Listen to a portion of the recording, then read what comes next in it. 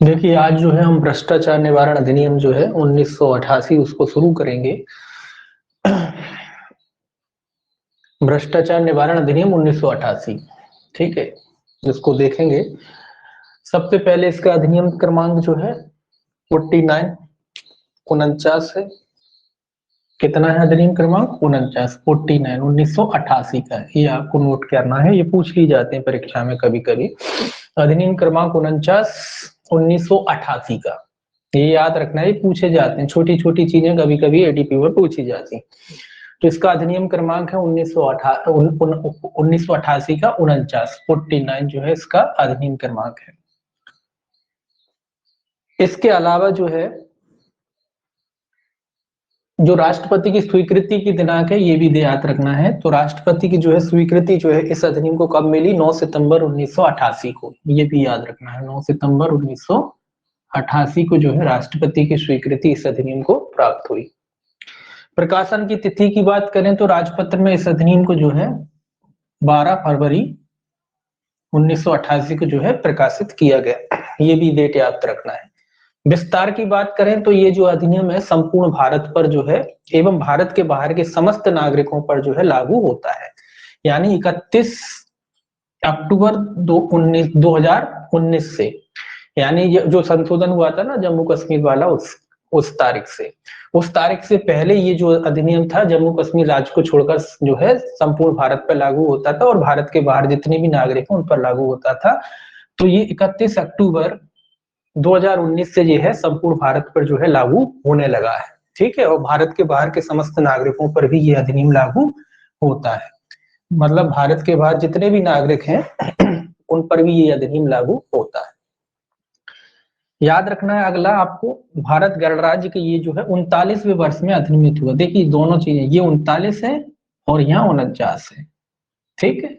अधिनियम क्रमांक 49 है और भारत गणराज्य का 39वें वर्ष में ये क्या हुआ? अधिनियमित हुआ है। तो दोनों में अंतर याद रखना, ये 39वां वर्ष है और ये 49वां इसका जो है क्या है? अधिनियम क्रमांक है। तो ये दो चीजें आपको याद रखना है।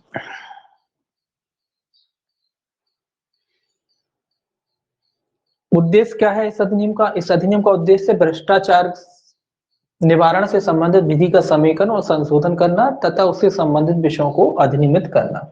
ये तो कॉमन है, जो अपन एक्ट पढ़ रहे हैं, भ्रष्टाचार संबंधी विधि जो है उसका समेकन और संशोधन करना और संबंधित विषयों का जो है अधिनियमित करने से संबंधित ये अधिनियम है। अब देखिए परिभाषाएं देखेंगे, ज्यादा कोई परिभाषाएं नहीं है। सबसे इंपॉर्टेंट 2A जो है परिभाषा, सेक्शन 2A में जो है परिभाषा दे रखी है आपकी निर्वाचन की, कि निर्वाचन में क्या शामिल है। निर्वाचन, तो निर्वाचन का अर्थ क्या है? पहले तो ये समझ लें कि निर्वाचन का अर्थ है चयन प्रक्रिया। निर्वाचन का क्या अर्थ है? चयन प्रक्रिया, ठीक है। ये याद रखें कि निर्वाचन का अर्थ क्या है? चयन प्रक्रिया। किस चीज की चयन प्रक्रिया? संसद के जो सदस्य होते हैं उनके, जैसे जिस संसद का सदस्य का मतलब है जो सांसद बनाए जाते हैं ना, जो उनको चुनाव होता है उसमें सांसदों का चुनाव करते हैं वो। एक मिनट,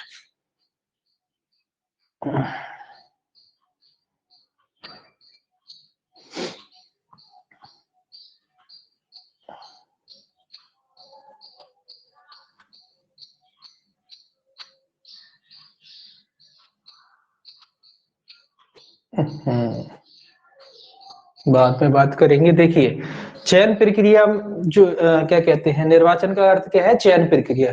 चयन प्रक्रिया कौन कौन की? संसद, संसद का मतलब क्या है? संसद का मतलब जो है लोकसभा के जो चुनाव होते हैं जिनमें आप सांसद क्या कहते हैं चयन किया जाता है, वो वाली प्रक्रिया। उसके बाद विधानमंडल,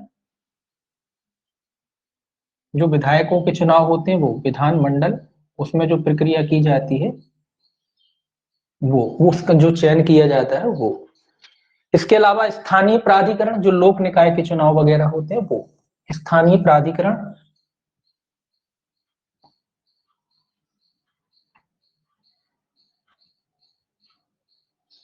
स्थानीय प्राधिकरण, इसके अलावा जो है अन्य लोक प्राधिकरण के, अन्य लोक प्राधिकरण।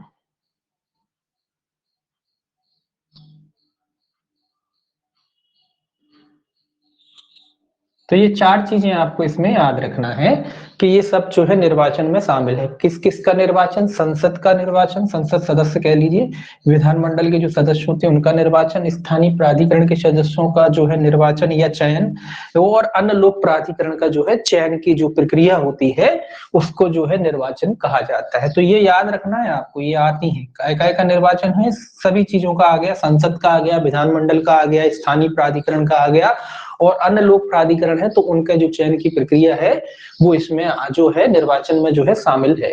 तो इस पे क्वेश्चन बनता है, ठीक है। तो चार बने बनाए हैं, इसमें से पूछेंगे कि निर्वाचन में शामिल नहीं है, निगेटिवली पूछेंगे। अगर ये चार बनाए तो जो चार ऑप्शन तो दिए ही हैं, इसमें से निगेटिव क्वेश्चन बनाने के लिए एक आंसर जो है आपका कोई भी बदल दिया जाएगा, ठीक है। एक आंसर कोई भी बदल देंगे और पूछेंगे कि निर्वाचन में शामिल नहीं है, ठीक है। तो नेगेटिव क्वेश्चन इस पे बन सकता है। तो याद रखना है कि संसद, विधानमंडल, स्थानीय प्राधिकरण और अन्य लोक प्राधिकरण के जो है निर्वाचन की जो प्रक्रिया है, या कह लीजिए चयन की जो प्रक्रिया है, वो निर्वाचन में आती है, ठीक है। चयन की प्रक्रिया काय में आती है? निर्वाचन में आती है। इसके बाद जो है 2AA जो है दे रखा है विहित। विहित तो आप जानते ही हैं, विहित का अर्थ है नियमों द्वारा विहित, तो इसको कोई खास ध्यान नहीं रखना है। नियमों द्वारा विहित का अर्थ है जो नियम इस अधिनियम में दिए गए हैं वो नियम, ठीक है। तो विहित का अर्थ है नियमों द्वारा या इस अधिनियम के अधीन बनाए गए नियम, सीधा सा बात है कि इस अधिनियम के अधीन, विहित का अर्थ है इस अधिनियम के तहत जो नियम बनाए गए हैं वो, ठीक है। तो विहित कोई खास परिभाषा नहीं है, याद रख सकते हैं कि 2AA में जो है विहित परिभाषा दी गई है। ए में जो है निर्वाचन दे रखा है, बी में लोक कर्तव्य और सी में जो है लोक सेवक। तीन ही परिभाषाएं कायदे से इसमें जो है ये आपको याद रखनी है, पूछी जा सकती है, क्योंकि ज्यादा है नहीं परिभाषा इसमें कुछ, तो वो पूछी जा सकती। अब देखिए आगे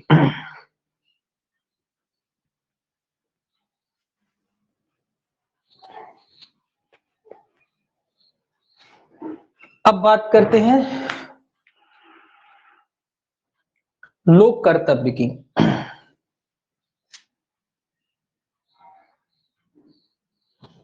2B में जो है लोक कर्तव्य दिया है।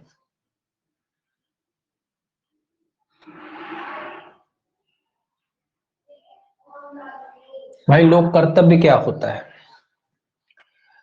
लोक कर्तव्य का अर्थ है ऐसा कर्तव्य जिससे राज्य, जनता या समस्त समुदाय का हित हो। तो ये क्या कह रहा है? लोक कर्तव्य का क्या अर्थ है? ऐसा कर्तव्य, सीधा लिखेंगे ऐसा कर्तव्य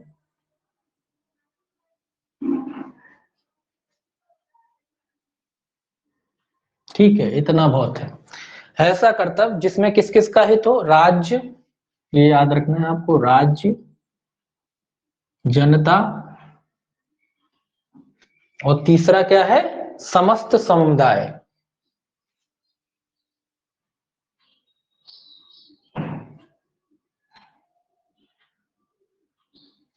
समस्त समुदाय का क्या हो? हित जुड़ा हो, कोई क्या जुड़ा हुआ हो? इन समस्त समुदाय का क्या जुड़ा हो? हित जुड़ा हो, हित, ये याद रखना है।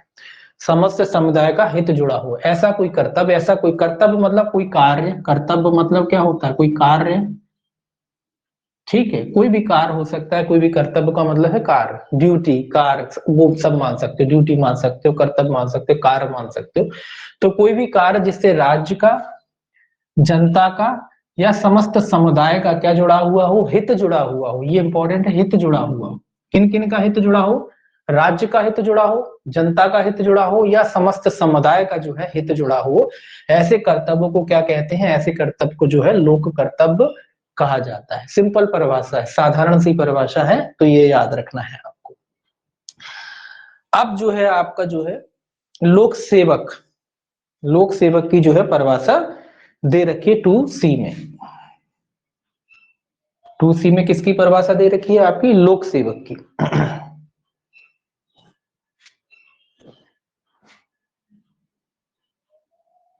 लोक सेवक, पहले तो याद रखना है कि भाई लोक सेवक के जो है यहाँ भी कितने वर्ग बताए गए हैं? 12 ही वर्ग यहाँ भी बताए गए हैं। लोक सेवक के कितने वर्ग हैं इसमें भी जो है 12 वर्ग जो है लोक सेवक के बताए गए हैं। फिर अपन इसको देख लेते हैं। पहले तो याद रखना 12 लगभग आईपीसी जैसा है, लगभग उसी के जैसा है, ज्यादा अंतर नहीं है। अब देखिए पहला क्या कहता है, पहला कहता है कि कौन कौन से व्यक्ति आते हैं जो सरकार की सेवा या उसके वेतन पर हैं या किसी लोक कर्तव्य के पालन के लिए सरकार से फीस या कमीशन के रूप में पारिश्रमिक पाते हैं। तो पहला क्या कहता है कि कौन कौन से व्यक्ति आते हैं इसमें, जो सरकार की सेवा या उसके वेतन में है। सरकार की सेवा, सीधा शॉर्ट में लिखेंगे सेवा या वेतन, ठीक है, सरकार की सेवा या वेतन में है ऐसे लोग। और जो लोक कर्तव्य के पालन के लिए सरकार से फीस या कमीशन या पारिश्रमिक पाते हैं। लोक कर्तव्य के लिए, लोक कर्तव्य अपन ने पहले ही पढ़ा ना, कोई कार्य करते हैं जो सरकार की तरफ से, लोक कर्तव्य के लिए क्या पाते हैं, या तो कोई फीस पाते हो, कमीशन पाते हो, कमीशन कमीशन के रूप में कार्य करते हैं, या कोई पारिश्रमिक के रूप में जो भी मिलता हो उन्हें।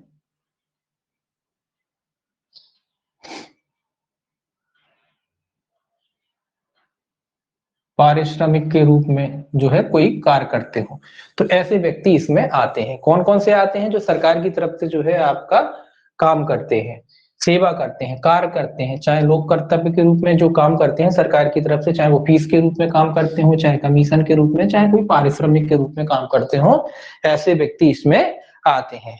कोई व्यक्ति जो किसी लोक प्राधिकरण की सेवा या उसके वेतन पे, लोक प्राधिकरण अपन ने पढ़ा था, तो जो ये तो सरकार की तरफ से काम कर रहे हैं, अगर कोई लोक प्राधिकरण की तरफ से काम करता है, लोक प्राधिकरण, लोक प्राधिकरण मतलब जैसे कि आपकी नगर पालिका, नगर निगम हो गए, इस है ना, अन्य कोई प्राधिकरण भी हो सकते हैं, तो उनकी तरफ से कोई व्यक्ति काम करता है या उनकी सेवा या वेतन पर है, कोई सेवा या वेतन पर है, सेवा करता है या फिर वेतन पर है, वेतन पर है, तो ऐसे व्यक्ति भी जो है लोक सेवक की जो है परिभाषा में आते हैं। ठीक है, इसके अलावा कोई व्यक्ति जो केंद्रीय, प्रांतीय या राज्य प्राधिकरण द्वारा या उसके अधीन स्थापित निगम या सरकार के स्वामित्व नियंत्रण के अधीन या सरकार की सहायता प्राप्त किसी प्राधिकरण या निकाय या कंपनी अधिनियम 1956 की धारा 617 में यथा परिभाषित किसी कंपनी की सेवा या उसके वेतन में, सीधा अपन लिख रहे हैं डायरेक्ट, इससे ज्यादा बढ़ा नहीं रहे, लगभग उसी जैसा है इसीलिए बढ़ा नहीं रहे, सीधा लिखेंगे अपन इसमें कि किसी कंपनी की सेवा या उसके वेतन में, कैसी, जो केंद्रीय केंद्रीय या कोई प्रांतीय या फिर जो है आपकी राज्य, ठीक है, इनके स्वामित्व वाली कोई कंपनी वगैरह है या इनसे सहायता प्राप्त कोई कंपनी वगैरह है, तो उनकी सेवा में जो है या उसकी सेवा या वेतन पर है, कोई कंपनी में सेवा या वेतन पर है, सेवा या वेतन मतलब ऐसी कंपनी है जो केंद्र सरकार द्वारा स्थापित है या राज्य सरकार द्वारा स्थापित या किसी प्रांतीय प्राधिकरण द्वारा स्थापित है, ऐसा कोई व्यक्ति जो है उसमें जुड़ा हुआ है और सेवा या वेतन पर अगर वो ऐसा व्यक्ति कार्य करता है, तो ऐसा व्यक्ति भी जो है लोक सेवक की जो है परिभाषा में आएगा। इसके अलावा कोई न्यायाधीश है, जिसके अंदर ऐसा कोई भी व्यक्ति है जो किसी न्याय निर्णय कृत्यों का चाहे स्वयं या किन्हीं व्यक्तियों या निकाय के सदस्य के रूप में निर्वहन करने के लिए विधि द्वारा सशक्त किए गए, तो सीधा लिखेंगे कोई न्यायाधीश और अन्य व्यक्ति जो न्याय कृत्य करता है,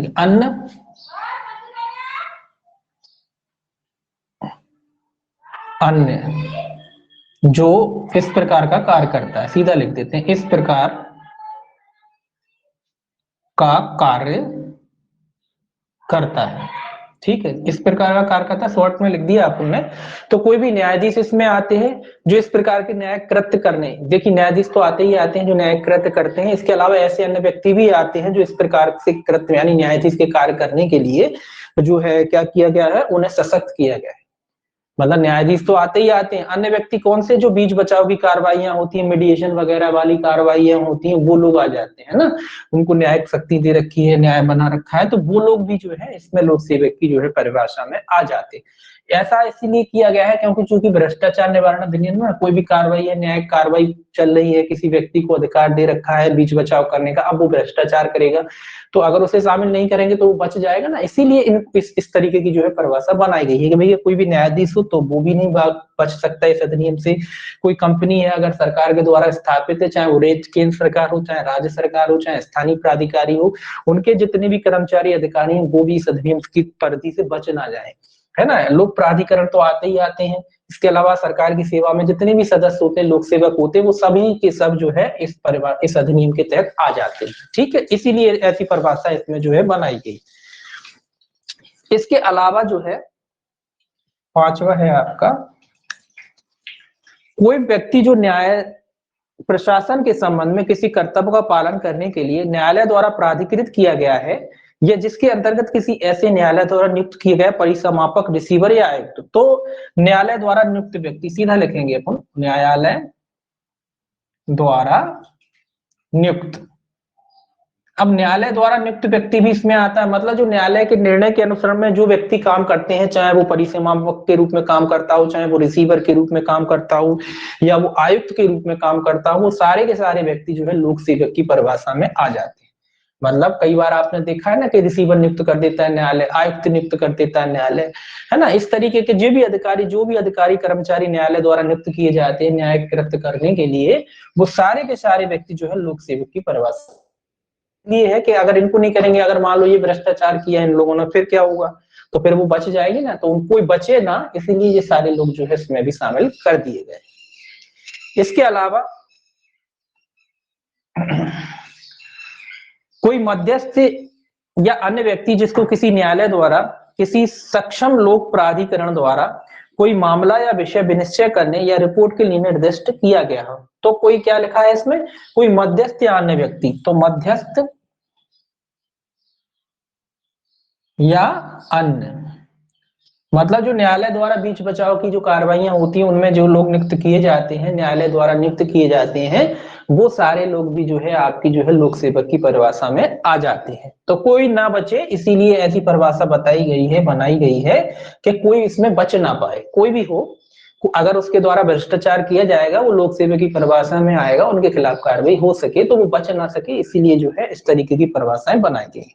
इसके अलावा लिखा है कि कोई भी व्यक्ति जो किसी ऐसे पद को धारण करता है जिसके आधार पर वो निर्वाचक सूची तैयार करने, प्रकाशित करने, बनाए रखने, पुनरीक्षण करने, निर्वाचन का भाग या संचालन करने के लिए सशक्त, तो सीधा लिखते हैं निर्वाचन के कार्य में लगे हुए सारे व्यक्ति जो इसमें आते हैं। निर्वाचन कार्य मतलब निर्वाचन के कार्य में जो व्यक्ति लगे हुए हैं, जो निर्वाचन के कार्य होते हैं ना, अब जैसे चुनाव आ गए हैं तो आप देखोगे घर घर जाके लोग बाग क्या कर रहे हैं, वेरिफिकेशन हो रहा है, लोगों के नाम घटाए बढ़ाए जा रहे हैं, तो इसमें जितने भी लोग लगे हुए होते हैं, जो शासकीय कर्मचारी हैं वो तो होते ही होते हैं, वो तो इंक्लूड है ही, उसमें कोई दिक्कत नहीं है। इसके अलावा जो लोग सूची बनाते हैं, जो लोग तैयार करते हैं, इसके अलावा सरकार जो है, चुनाव आयोग भी जो है कई प्राइवेट कंपनियों से भी संपर्क करता है और कई विभागों के अधिकारी कर्मचारियों को भी लगाया जाता है इसमें। तो जितने भी लोग इसमें लगे हुए निर्वाचन की प्रक्रिया से जुड़े हुए हैं, वो सारे के सारे लोग जो है आपके लोक सेवक की जो है परिभाषा में आएंगे, ठीक है। तो निर्वाचन का कार्य करने में जितने भी लोग लगे हुए हैं वो इसकी परिभाषा में आएंगे। अब 8वां देखिए, ये कहता है कोई भी व्यक्ति जब किसी ऐसे पद को धारण करता है जिसके आधार पर वह किसी लोक कर्तव्य का पालन करने के लिए प्राधिकृत या अपेक्षित है, तो कोई भी लोक कर्तव्य का पालन करने के कोई भी पद पर, सीधा कह रहा है कोई पद, कैसा पद, जिस पर वो लोक कर्तव्य का पालन करता है, कैसा करता है, लोक कर्तव्य का पालन करता है। लोक कर्तव्य, देखिए कितनी ब्रॉड परिभाषा हो गई कि मतलब किसी भी पद पर कोई भी व्यक्ति बैठा हो, अगर वो लोक कर्तव्य से जुड़ा हुआ कोई कार्य कर रहा है, लोक कर्तव्य मतलब जिसमें जनता का हित है, अपन पढ़ चुके परिभाषा। लोक कर्तव्य का मतलब क्या है, जिसमें राज्य का, जनता का या समुदाय का हित है। मतलब अगर एक प्राइवेट व्यक्ति भी है और अगर वो ऐसा कार्य कर रहा है जिसमें जनता का हित है, तो वो इस अधिनियम के तहत क्या है, लोक सेवक है। देखिए कितनी ब्रॉड परिभाषा दी है, इसीलिए दी है कि ताकि कोई भी बच ना पाए।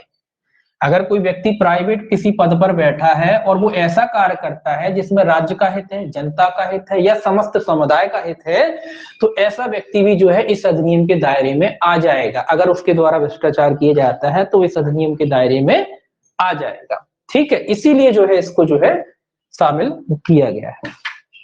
अब आगे देखेंगे आपका 9वां, यहाँ 1 मिनट इसको थोड़ा सा मिटा लें।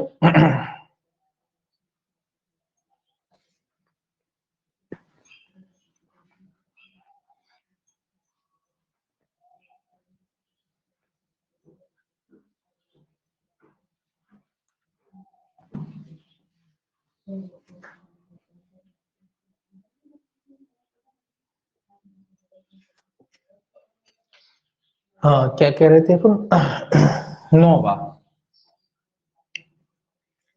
जो कहता है कोई भी व्यक्ति जो कृषि, उद्योग, व्यापार, बैंकारी में लगा हुआ है या लगी हुई है, ऐसी रजिस्ट्री की सोसाइटी का अध्यक्ष, सचिव या अन्य पदाधिकारी जो केंद्र सरकार या किसी राज्य सरकार या किसी प्रांतीय या राज्य अधिनियम द्वारा या उसके अधीन स्थापित किसी निगम से या सरकार के स्वामित्व या नियंत्रण के अधीन या सरकार से सहायता प्राप्त किसी प्राधिकरण या निकाय से या कंपनी अधिनियम 1956 की धारा 617 में यथा परिभाषित किसी सरकारी कंपनी में कोई वित्तीय सहायता प्राप्त कर रही है या कर चुकी है, तो सीधा लिखेंगे वित्तीय सहायता प्राप्त। वित्तीय सहायता प्राप्त, बस इतना पर्याप्त है। क्या मतलब इसका? इसका मतलब है कि सरकार की तरफ से जो भी, चाहे वो केंद्र सरकार हो चाहे वो राज्य सरकार हो, किसी भी प्रकार की जो सहायता सरकार के द्वारा इन लोगों को की जाती है, सरकार जैसे मान लीजिए कोई संस्था है, वो संस्था की मदद, वित्तीय सहायता सरकार के द्वारा की जाती, फंडिंग की जाती कुल मिला के सरकार के द्वारा जिन लोगों की, तो उस समिति, उस समुदाय में जो भी भ्रष्टाचार होते हैं, जो भी सदस्य वगैरह होते हैं, वो सबको क्या माना जाएगा? लोक सेवक माना जाएगा। ठीक है, उनको भी लोक सेवक की, देखिए इसमें भी काफी ब्रॉड परिभाषा है, तो इनको क्या माना जाएगा? इन सबको लोक सेवक माना जाएगा जो सरकार से वित्तीय सहायता प्राप्त करते हैं। सरकार में दोनों सभी तरीके की सरकार आ गई, चाहे वो केंद्र सरकार की बात कर लें तो चाहे वो राज्य सरकार की बात कर लें, या कंपनी के रूप में प्राप्त करता हो कोई सहायता कोई व्यक्ति सरकार से, या किसी संस्था के रूप में प्राप्त करता हो, या किसी भी XYZ किसी भी तरीके से जो है सरकार से सहायता प्राप्त करते हो, अपना समुदाय चलाते हो, अपनी संस्था चलाते हो, तो ऐसी संस्था, ऐसी कंपनी में जो भी लोग लगे रहते हैं, वो सब के सब क्या माने जाएंगे? लोक सेवक माने जाएंगे। ठीक है, अगर इनके द्वारा भ्रष्टाचार किया जाएगा तो वो इस अधिनियम की परिभाषा में आ जाएगी। इसके अलावा लिखा है 10वां कि कोई व्यक्ति जो किसी सेवा आयोग या बोर्ड का, चाहे वह तो अध्यक्ष, सदस्य, कर्मचारी या ऐसा आयोग या बोर्ड की ओर से किसी परीक्षा का संचालन करने के लिए या उसके चयन करने के लिए नियुक्त की गई किसी समिति का सदस्य है, तो जी क्या कह रहा? सेवा आयोग या बोर्ड का सदस्य, सेवा आयोग या बोर्ड का सदस्य।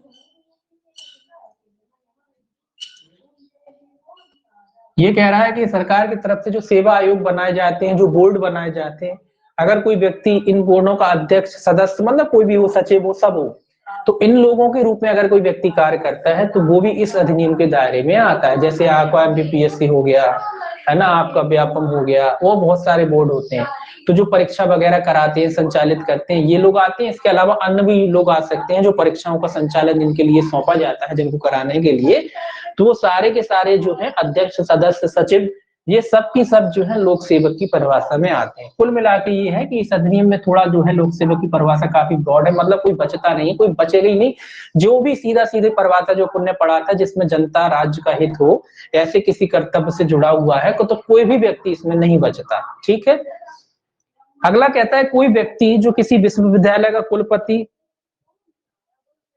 उसके किसी शासी निकाय का सदस्य, आचार्य, उपाचार्य, प्राध्यापक, अन्य कोई शिक्षक, कर्मचारी है, चाहे वह किसी भी पदाविधान से ज्ञात हो, और कोई व्यक्ति जिसकी सेवाओं का लाभ विश्वविद्यालय द्वारा या किसी अन्य निकाय द्वारा परीक्षाओं के आयोजन या संचालन के संबंध में किया गया है। तो कोई विश्वविद्यालय का कुलपति, सीधा लिख रहे हैं कुलपति विश्वविद्यालय में ही होते हैं, तो कोई कुलपति है या अन्य कोई व्यक्ति है, जो कुल मिला के जो है आपके जो क्या कहते हैं कॉलेज वगैरह में जो भी क्या कहते हैं कुलपति होते हैं आपके, और आचार्य होते हैं, प्राचार्य होते हैं, वो सारे के सारे। जी सर, कुलपति तो राज्यपाल हुआ ना? कुलपति तो राज्यपाल हुआ ना? कुलपति राज्यपाल नहीं होता सर, कुलपति तो चांसलर तो राज्यपाल ही हुआ, वाइस चांसलर जो होगा सर, जो उपकुलपति जो होता है यूनिवर्सिटी विश्वविद्यालय का जो होता है। यूनिवर्सिटी का क्या होता है, उसे क्या कहते हैं? सर जो रहता है जो उपकुलपति होता है, और जो कुलपति मेन होता है वो तो, यदि स्टेट की यूनिवर्सिटी है तो राज्यपाल और सेंट्रल की है तो राष्ट्रपति। मेन तो वही हुआ है। नहीं नहीं नहीं, ऐसा नहीं होता। नहीं होते भाई, कुलपति अलग पद होता है, कुलपति होता नहीं है, होता, नहीं होता ऐसा। नहीं होता है। कुलपति पद होता है, सभी जानते हैं, कुलपति होता है, हेड ऑफ द कॉलेज के जो जो आपके जो विश्वविद्यालय होते हैं ना, यूनिवर्सिटियां, उनके हेड होते हैं ये कुलपति, है ना। हाँ वही ये वही। कुलपति हेड होते हैं लोगों के, सबसे सुप्रीम होते हैं, हेड होते हैं। इस पे विवाद भी था, देखिए खासकर तो वैसे तो देखिए जो कुलपति होते हैं कॉलेज के, सॉरी कॉलेज के नहीं होते, यूनिवर्सिटी के, यूनिवर्सिटी के कुलपति होते हैं। ये आईएएस वैसे तो रैंक के होते हैं, इनको आईएएस, कई आईएएसओं को भी बना दिया जाता है। जो हमारे यहाँ के सांसद थे भागीरथ प्रसाद, वो कुलपति तो थे ही, आईएएस थे, कुलपति थे यूनिवर्सिटी के, आपके इंदौर की यूनिवर्सिटी के रह चुके हैं। तो कुलपति हेड होते हैं। और आपने यहाँ के जो क्या कहते हैं, अपने जो गृह मंत्री हैं नरोत्तम मिश्रा जी, इनके भाई को बना दिया था कुलपति, तो उस पर विवाद हो गया था। अब वो रिटायर्ड हो गए, हालांकि वो जूनियर थे, उनको बना दिया था। फिर वो कोई जो सीनियर थे, उनने विवाद किया, कोर्ट में गए, कोर्ट में जाने के बाद उनको इस पद से हटाया। तो कुलपति कोई राष्ट्रपति राज्यपाल नहीं होते, जो उनके हेड होते हैं ना, जो सबसे सुप्रीम होते हैं, वो कुलपति, कुलपति के नाम से, वाइस चांसलर के नाम से कहते हैं। तो कुलपति यूनिवर्सिटी में होते हैं, ठीक है। यहाँ राज्यपाल राष्ट्रपति से मतलब नहीं, कुलपति इनके जो हेड होते हैं उन्हीं से कहते हैं। इसके अलावा आचार्य, आचार्य जी तो जानते ही होंगे आप, हिंदी का शब्द है। जो टीचर होते हैं उनको आचार्य कहते हैं, जो पढ़ाने वाले शिक्षक होते हैं प्राध्यापक। कुल मिला के जो भी टीचिंग से जुड़े हुए सारे लोग हैं, और इनका जो मैनेजमेंट करने वाला, इनका जो बॉस है, वो सब के सब क्या होते हैं, आपके सबके सब लोक सेवक की परिभाषा में आते हैं, ठीक। अब देखिए 12वां कहता है, कोई भी व्यक्ति जो किसी भी रीति से में स्थापित किसी शैक्षणिक, वैज्ञानिक, सामाजिक या अन्य संस्था का, जो केंद्र सरकार या किसी राज्य सरकार या किसी स्थानीय या अन्य प्राधिकरण से वित्तीय सहायता प्राप्त कर रही है, कर चुकी है, पदाधिकारी या कर्मचारी। तो ये भी कह रहा है वित्तीय सहायता, कोई भी शैक्षणिक संस्था, कोई भी शैक्षणिक संस्था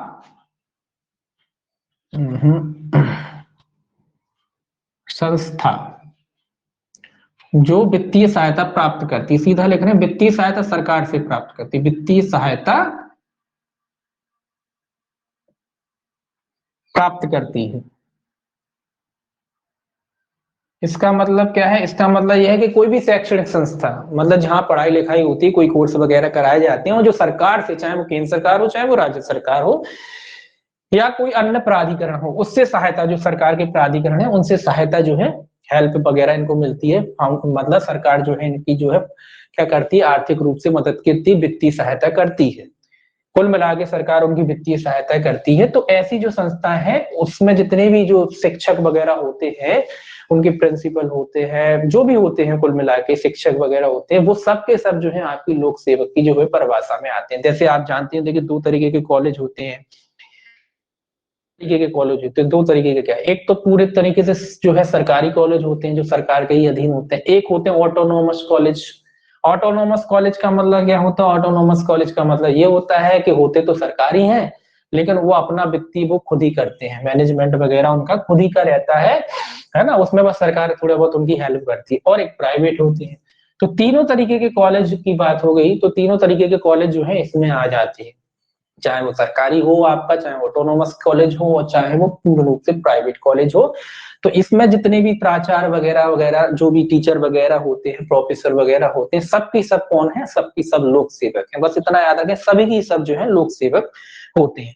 स्पष्टीकरण भी देख लीजिए, स्पष्टीकरण क्या कहता है? स्पष्टीकरण कहता है उपयुक्त प्रखंडों में, उपखंडों में किसी के अंतर्गत आने वाले व्यक्ति लोक सेवक हैं, चाहे वे सरकार द्वारा नियुक्त किए गए हो या नहीं। ये इंपॉर्टेंट है। लोक सेवक होने के लिए जरूरी नहीं कि सरकार नियुक्त करे, ये याद रखना। सभी लोक सेवक हैं, याद रखें, सभी लोक सेवक हैं, सेवक हैं, चाहे सरकार द्वारा नियुक्त किए गए हों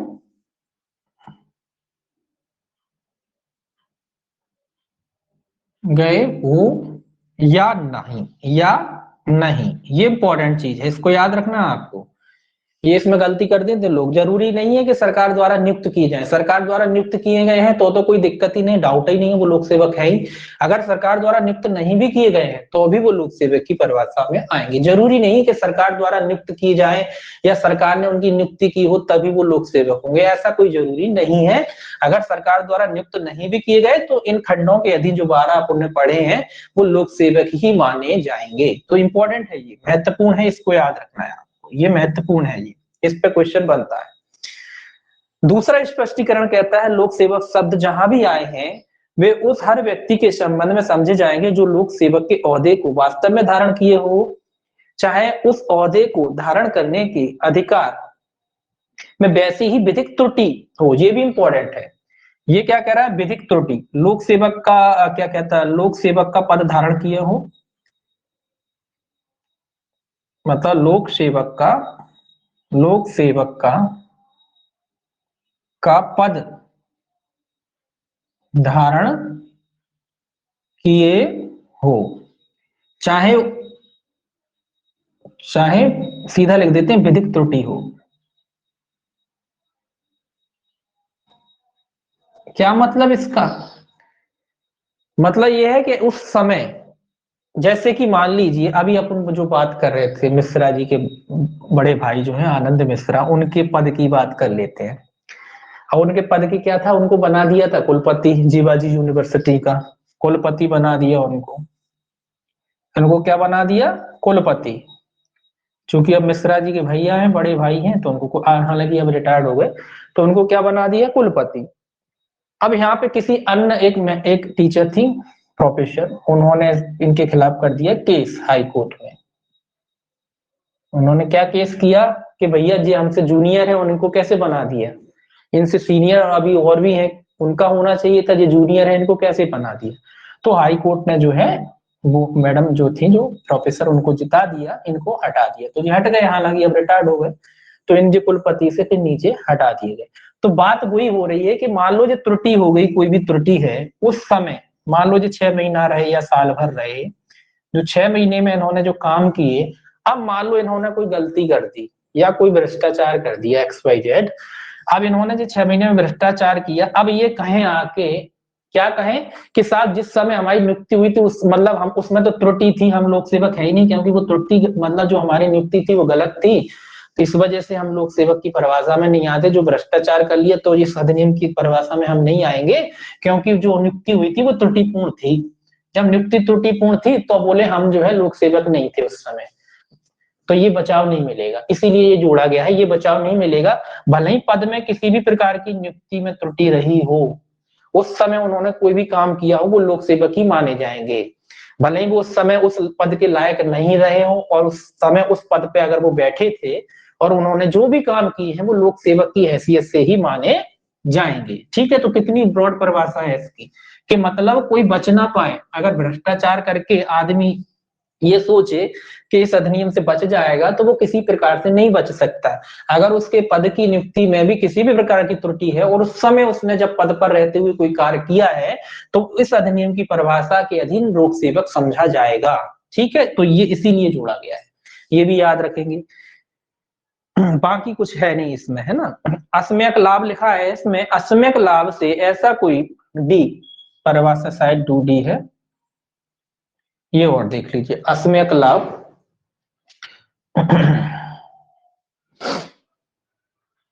असम्यक लाभ, असम्यक लाभ। तो भाई असम्यक लाभ क्या होता है, इसके ये कहता है असम्यक लाभ से ऐसा कोई परितोषण अभिप्रेत है, चाहे जैसा भी हो, विधिक पारिश्रमिक से भिन्न। एक मिनट, तो इसमें क्या याद रखना है, विधिक पारिश्रमिक से भिन्न, बस इतना याद रखना है, विधिक पारिश्रमिक से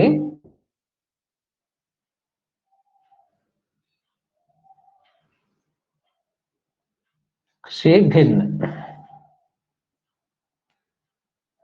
विधिक पारिश्रमिक से भिन्न मतलब क्या मतलब इसका? विधिक पारिश्रमिक से भिन्न, उदाहरण के लिए उदाहरण ले लेते हैं। मान लो जी ए नाम का व्यक्ति है, ये कोई भी मान लीजिए कोई शासकीय पद पर है, ध्यान दीजिए कोई भी शासकीय पद मान लो धारण करता है, मान लो इसको 10,000 रुपए मिलते हैं, ठीक है, ये 10,000 रुपए तनख्वाह पाता है, तो ये इसका क्या हो गया? विधिक पारिश्रमिक हो गया। अब इसके अलावा ये भी विधिक पारिश्रमिक हो गया, इसके अलावा मान लीजिए सरकार की तरफ से कोई भी फॉर्म वगैरह लिए जाते हैं, जो भी एक्स्ट्रा फीस ली जाती है तो ये लेता है, वो भी विधिक पारिश्रमिक हो जाएगा, वो भी विधिक पारिश्रमिक है, ठीक है। जो सरकार ने खुद तय कर रखा है कि भैया किसी से फॉर्म लो कुछ लो तो उसके एवज में तुम्हें इतना जो है रसीद काटना है, तो वो भी विधिक पारिश्रमिक है, ठीक। अब इसके अलावा ये ऊपर जो भी कमाई करता, ऊपर की कमाई जो ऊपर लेता है लोगों से पैसा, 10,000 तो उसको तनख्वाह मिल ही रही है और काम करने के लिए और लेता है कि साहब, जैसे आपने देखा होगा ना नामांतरण पंजीयन वगैरह होता है, क्या अलग अलग जगह अलग अलग फीस चल रही है, आप घर खरीदते हो, प्लॉट खरीदते हो, फिर नामांतरण कराते हो, रजिस्ट्री कराते हो रजिस्ट्री कराने के बाद नामांतरण कराते हो, तो हर जगह अलग अलग रेट चल रहा है ना, कहीं 5,000 चल रहा है, कहीं 10,000 भी चल रहा है ना, 15,000 लोग ले लेते हैं, है ना। तो वो वकील की फीस की बात तो अलग है कि वकील कराते हैं, वो तो वकील तो अपनी फीस लेगा ही लेगा, लेकिन जो लोग कर रहे हैं जैसे पटवारी वगैरह, जिन लोग क्या करते हैं फीस लेते हैं एक्स्ट्रा कि भैया इतना पैसा दो तुम्हारा करा देंगे, तो ये क्या है? ये असम्यक लाभ, गलत तरीके से जो आप पैसा कमा रहे हैं वो क्या है? असम्यक लाभ कहलाता है। इतना याद रखें कि जो आपका विधिक पारिश्रमिक के अलावा जो पारिश्रमिक आप ले रहे हो किसी भी प्रकार से, वो क्या है? असम्यक लाभ कहलाएगा, अनुचित लाभ कहलाएगा। असम्यक लाभ मतलब अनुचित लाभ, गलत तरीके से पैसा कमाना, ठीक है, बस इतना याद रखें ऐसे। अब देखिए अध्याय 2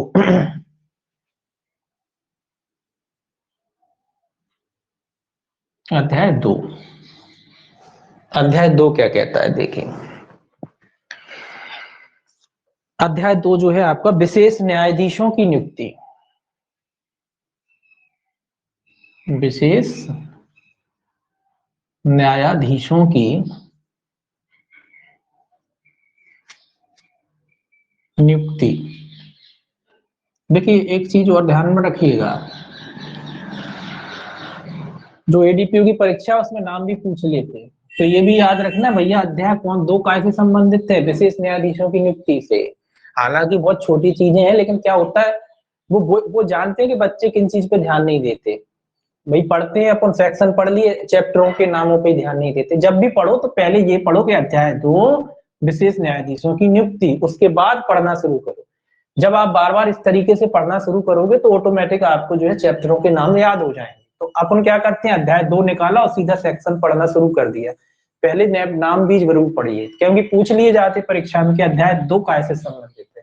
तो अध्याय 2 जो है आपका विशेष न्यायाधीशों की नियुक्ति से संबंधित। तो जब भी डायरेक्ट पढ़ो तो सबसे पहले अध्याय पढ़ो, उसका नाम पढ़ो, याद नहीं करना, बस पढ़ते ऐसे आप पढ़ोगे तो ऑटोमेटिक याद हो जाएंगे, क्योंकि छोटी छोटी चीजें पूछती हैं और जबकि कुछ नहीं है इसमें, कुछ है क्या? कुछ नहीं है, और फिर भी गलत हो जाता है तो क्या मतलब है ठीक है, तो इस तरीके से याद रखना है। फिर अब देखिए धारा 3 से शुरू होता है, सेक्शन 3 जो है इसका।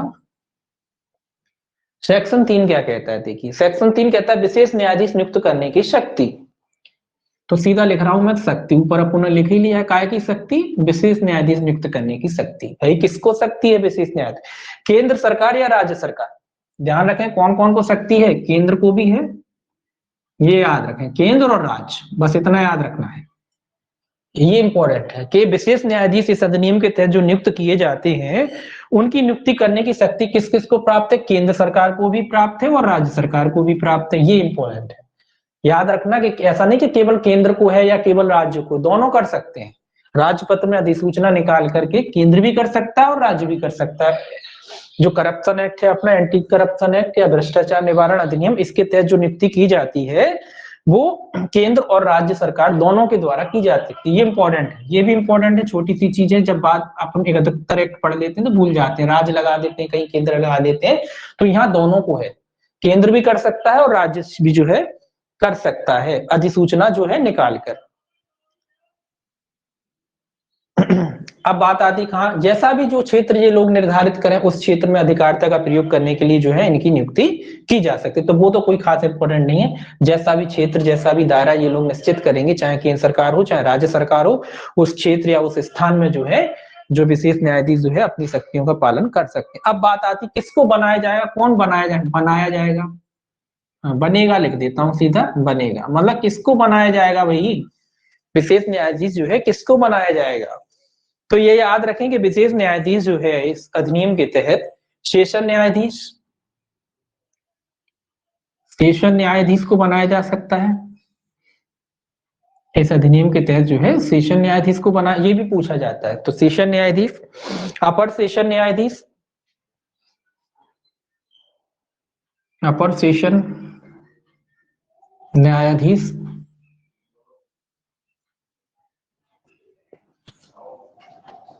और जो है आपका सहायक सेशन न्यायाधीश, और जो है सहायक, तीनों पे याद रखना है, सेशन न्यायाधीश।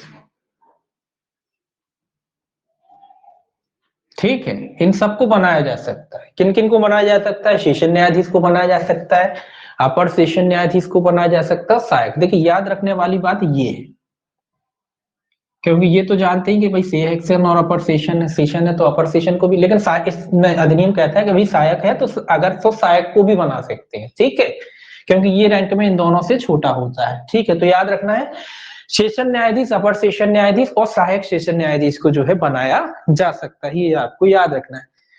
अब बाकी चीज इसमें याद रखने की जरूरत नहीं कि भैया क्यों बनाया जाएगा, इस अधिनियम से संबंधित जो अपराध हैं उनका विचारण करने के लिए, और उन अपराधों का जो अगर कोई क्या कहते हैं षड्यंत्र है, प्रयत्न है, दुष्प्रेरण है, उनका विचारण करने के लिए। तो ये तो आपको वैसे ही याद रहता है, इसको लिखने की जरूरत नहीं है।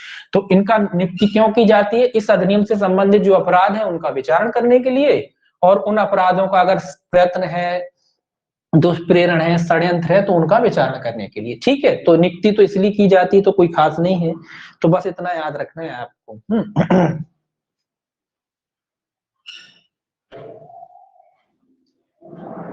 तो इसमें ये लिखा है कि कोई व्यक्ति, इनकी रैंक जो है कोई विशेष न्यायाधीश तभी बनाया जाएगा वो सेशन न्यायाधीश, अपर सेशन न्यायाधीश या सहायक सेशन न्यायाधीश के पद पर हो। तो इन्हीं को जो है विशेष न्यायाधीश बनाया जाएगा। अब आता है विचारणीय मामले, सेक्शन जो है इसका 4।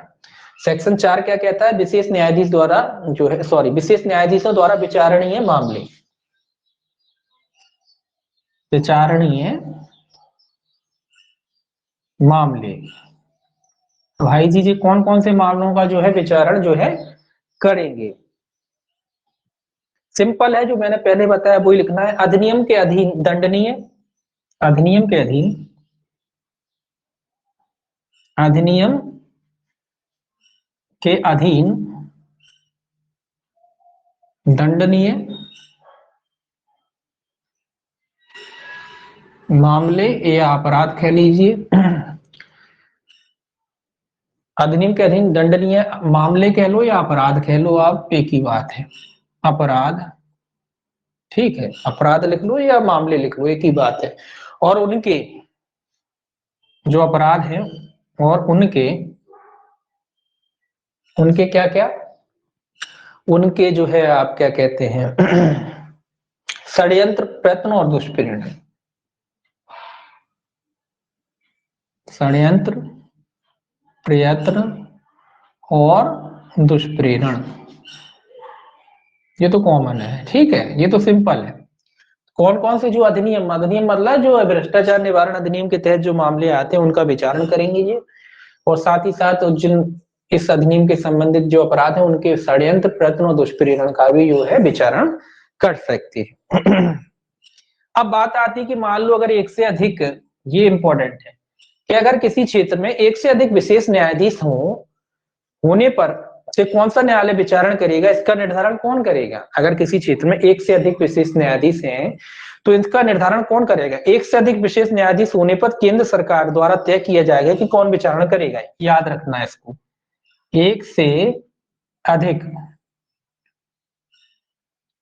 विशेष न्यायाधीश होने पर, ये इंपॉर्टेंट है, याद रखना, विशेष न्यायाधीश, विशेष न्यायाधीश नहीं, विशेष न्यायालय, विशेष न्यायालय होने पर किसके द्वारा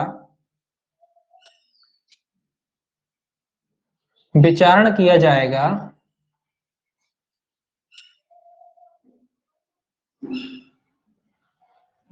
इसका निर्धारण इंपॉर्टेंट है, ये इसका निर्धारण कौन करेगा? केंद्र सरकार, केवल केंद्र सरकार, केंद्र सरकार, इसका निर्धारण केंद्र सरकार द्वारा किया जाएगा। ये याद रखना है आपको, ये इंपॉर्टेंट इसीलिए कि नियुक्ति तो दोनों अपन ने पढ़ा ही है कि भाई नियुक्ति तो दोनों कर सकते हैं, केंद्र भी कर सकता है, राज्य भी कर सकता है। लेकिन अगर किसी जगह एक से अधिक विशेष न्यायालय है तो कौन सा विशेष न्यायालय उसका जो है इस अधिनियम से संबंधित अपराधों का विचारण करेगा, उसका निर्धारण तो केंद्रीय सरकार ही करेगी। तो ये इंपॉर्टेंट इसीलिए है कि यहाँ केवल केंद्र को दिया है, ऐसा नहीं कहा गया कि केंद्र या राज्य सरकार तय करेंगी। केवल केंद्र सरकार शब्द आया है, यानी कि केंद्र सरकार तय करेगी, राज्य तय नहीं करेगा। कौन तय करेगा? केंद्र सरकार तय करेगी। इसलिए महत्वपूर्ण है क्योंकि नियुक्ति में अपन ने पढ़ा कि भाई केंद्र और राज्य दोनों करते हैं, जबकि एक से अधिक अगर विशेष न्यायालय है तो वहां इस बात का निर्धारण कौन करेगा कि विशेष इस अधिनियम से संबंधित अपराधों का विचारण कौन सा न्यायालय करेगा? तो वो केंद्र सरकार करेगी। इसीलिए इसको ध्यान रखने वाली बात है। ठीक है, पंच कर रहे हैं, इसको ध्यान रखना है आपको। ठीक है, दूसरा चीज इसमें याद रखना है कि अधिनियम के अलावा अन्य मामलों का भी विचारण कर सकता है, ये कॉमन है। अधिनियम के अलावा, अधिनियम के अलावा अन्य मामलों का भी जो है, मामलों का भी क्या कर सकता है? ये विचारण कर सकता है। ये भी इंपॉर्टेंट है। ये तो सिंपल है कि मान लो इस अधिनियम से संबंधित कोई भ्रष्टाचार का मामला चल रहा है, कोई ऐसा मामला है जो किसी अन्य विधि से जुड़ा हुआ है, तो साथ में ऐसा नहीं कि उसका विचारण नहीं कर सकता, ये उसका भी विचारण साथ साथ कर सकता है। अगर कोई मामला ऐसा है कि भाई भ्रष्टाचार हुआ है और साथ में कोई अन्य मैटर भी, देखिए कई बार होता है ना कि कोई मामले जुड़े हुए होते हैं, आपस में जुड़े हैं, भ्रष्टाचार भी हुआ है और अब मान लो भ्रष्टाचार हुआ था, वहां भ्रष्टाचार की इनने मांग करी, भ्रष्टाचार की मांग करी, पैसा लिया और फिर उसके लेन देन के चक्कर में मारपीट भी हो गई आपस में, तो दो मामले मिक्स हो गए, तो दोनों का एक साथ विचारण कर सकता है ना। जो अन्य मामले हैं जो रिलेवेंट है, जुड़े हुए हैं, उनका जो है क्या कर सकता है? विचारण कर सकता है। अब याद रखने वाली बात है कि जो है इस अधिनियम से संबंधित जो विचारण है, विचारण कितने दिनों के भीतर पूरा करना की कोशिश करेगा? कोशिश करेगा यथासंभव 2 वर्ष के भीतर पूरा किया जाएगा। तो सीधा याद रखें, यथासंभव मतलब हर प्रयास किया जाएगा कि जो मामले हैं 2 वर्ष के भीतर पूरा किया जाए। यथासंभव 2 वर्ष, ये भी इंपॉर्टेंट है, के भीतर। तो ये याद रखना है कि यथासंभव 2 वर्ष के भीतर जो है ये लोग क्या करेंगे, जो भी न्यायालय है मामले का जो है विचारण जो है समाप्त करने की कोशिश करेगा। अब मान लीजिए कि 2 वर्ष के भीतर अगर मामला पूरा नहीं होता है तो कितनी जो है अवधि बढ़ाई जा सकती है? अगर 2 वर्ष के भीतर अगर मामले का विचारण पूरा नहीं हो पाता है किसी वजह से, वैसे यथासंभव शब्द लिखा है का मतलब है कि कोशिश की जाएगी, जहां तक संभव हो कोशिश की जाएगी कि मामला 2 वर्ष के भीतर जो है निपटा दिया जाए। लेकिन अगर किसी भी वजह से मान लो 2 वर्ष के भीतर अगर मामला नहीं निपट पाता है तो एक बार में जो है अवधि कितनी बढ़ाई जा सकती है? 6 माह। याद रखेंगे कितनी बढ़ाई जा सकती है? 6 माह की अवधि। कितनी बढ़ाई जा सकती है? 6 माह की जो है अवधि को जो है बढ़ाया जा सकता है। ये भी याद रखना है। लास्ट एक चीज और याद रखना है इसमें, कुल विस्तारित अवधि जो है 4 वर्ष से अधिक नहीं होगी। कुल अवधि कितनी होगी? कुल अवधि 4 वर्ष से अधिक नहीं होगी। ये भी याद रखना है। 3 बातें आई इसमें। पहली बात तो ये है कि 2 वर्ष के भीतर मामले निपटाने की कोशिश की जाएगी, और मान लो अगर 2 वर्ष के भीतर मामला नहीं निपट पाता है तो 6 माह अवधि और बढ़ा दी जाएगी। 6 माह करके बढ़ा सकते हैं कुल मिला के। तो 6 माह अवधि और बढ़ा देंगे कि भैया 6 माह और बढ़ा दो, है ना, 2 वर्ष 6 महीना हो जाएगा, फिर 6 महीना और बढ़ा दो। लेकिन कुल मिला के फाइनली जो अवधि है वो अवधि जो है 4 वर्ष से अधिक नहीं होगी। ये कह रहा है कि भैया 4 वर्ष तो फाइनल है, इसके भीतर तो आपको निपटाना ही पड़ेगा। तो फाइनली जो अवधि होगी, अगर मान लो किसी वजह से डिले होता है मामला, तो 4 वर्ष से अधिक अवधि नहीं बढ़ाई जाएगी। मतलब ये पूरी लिमिट है कि 4 साल के भीतर तो आपको भ्रष्टाचार निवारण अधिनियम के संबंधित जो मामले हैं वो निपटाना ही होंगे। ठीक है, आज बस इतना ही, और बाकी जो है प्रक्रिया और शक्ति है, संक्षिप्त विचारण है, उसके बाद पनिशमेंट, ज्यादा कुछ खास नहीं, आराम से पढ़ना है। ठीक है। इतना याद करना, लिखना इसको, जिनने नहीं लिखा है, जिन बच्चों पे नहीं लिखा उनको नोट जरूर करते रहना है ना, नोटिंग बहुत जरूरी है। तो नोटिंग करेंगे और उसको पढ़ेंगे घर पे, इत्मीनान से पढ़िएगा, बिल्कुल इत्मीनान से ही पढ़िए, अच्छा पढ़िए, कम पढ़े भले ही, अच्छा पढ़ना चाहिए, है ना, जितना पढ़ा वो अच्छा होना चाहिए, तब तो पढ़ने का मजा है। ऐसा थोड़ी ना कि भाई पूरा सिलेबस करने के चक्कर में यहाँ से भी उड़ता चला जा रहा है, वहां से भी उड़ता जा, बस करते जा रहा है, ऐसा नहीं पढ़ना है। कम पढ़े भले, अच्छा पढ़े, ये पढ़ लिया तो इसके बारे में इतना होना चाहिए कि कभी ये गलत ना हो, इसमें से अगर कोई भी क्वेश्चन आता है तो गलत ना हो, ऐसा पढ़े इसको, ठीक है। चलिए बाकी जो है कल पढ़ेंगे इसको, कल पढ़ेंगे, और मेरे ख्याल से तो कल तो नहीं होगा, परसों खत्म करेंगे, 3 दिन में इसको खत्म करेंगे। खत्म होने को तो वैसे 1 दिन में ही हो सकता है, इतना बड़ा एक्ट नहीं है, लेकिन अपने से 3 ही दिन में खत्म करेंगे, ठीक है। चलिए